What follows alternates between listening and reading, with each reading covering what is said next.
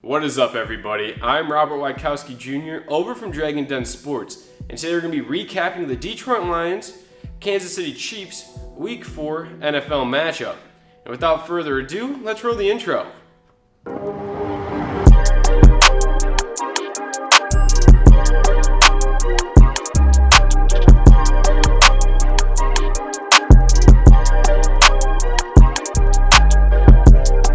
The Lions kicked things off first, putting 3 on the board early in the first quarter. They marched 68 yards in 10 plays, and Matt Prater connected on a 25-yard field goal attempt. On the ensuing drive for Kansas City, who had a field goal option in mind, the snap was taken, it was held, and when Bunker went for the kick, he botched it and it went wide right, and the lead was all in favor of the Detroit Lions. On the ensuing drive after that, the Detroit Lions capitalized again, this time with a touchdown. Marvin Jones hauled in a 33-yard pass to put the ball at the Kansas City 11, and then Matthew Prater found TJ Hockenson in the end zone for a 5-yard pass. The Lions went on to lead 10-0 at the end of the first quarter. Mahomes scrambled out of bounds to the Kansas City 43 for 25 yards. A 14-yard pass to Sammy Watkins, and 2 penalties by Detroit put Kansas City in field goal range. However, this outcome was slightly different as Butker was successful on the 23-yard attempt. Kansas City trailed 10-3.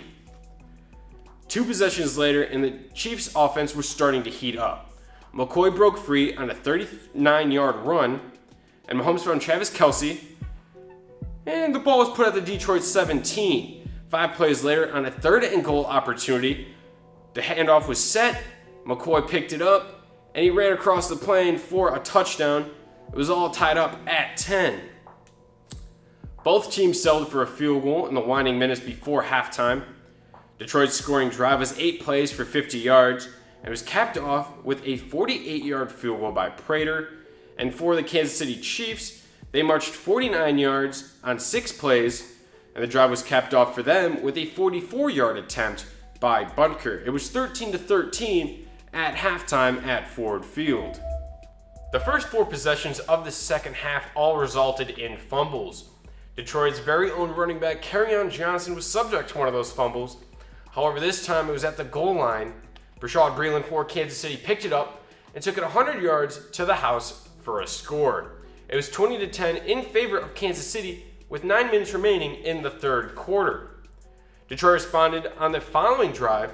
Stafford found Kerryon Johnson on a short pass for 22 yards, and then a short pass to Logan Thomas put the ball at the Kansas City 39.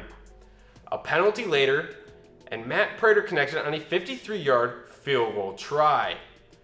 Kansas City fumbled on their next possession, and the Lions took full advantage of this opportunity. Johnson ran for 13 yards, and Stafford added another 11. A 9-yard pass to TJ Hockenson put the Lions in the red zone. Stafford thrown a 9-yard pass through 4 defenders to Kenny Golladay for 6, and the Detroit Lions led 23-20. Kansas City responded with a touchdown of their own. This play was rather peculiar for the Kansas City offense, as they went from the 46-yard line to the 13 on this wild play. Mahomes found Travis Kelce, who was running a crossing route, and while he was being tackled, Kelce lateraled it to McCoy, who ran for another 23 yards. 6 plays later, and running back Darrell Williams for Kansas City ran 1 yard for the touchdown. Kansas City regained the lead 27-23. Both teams exchanged touchdowns in the final minutes of action in the fourth quarter.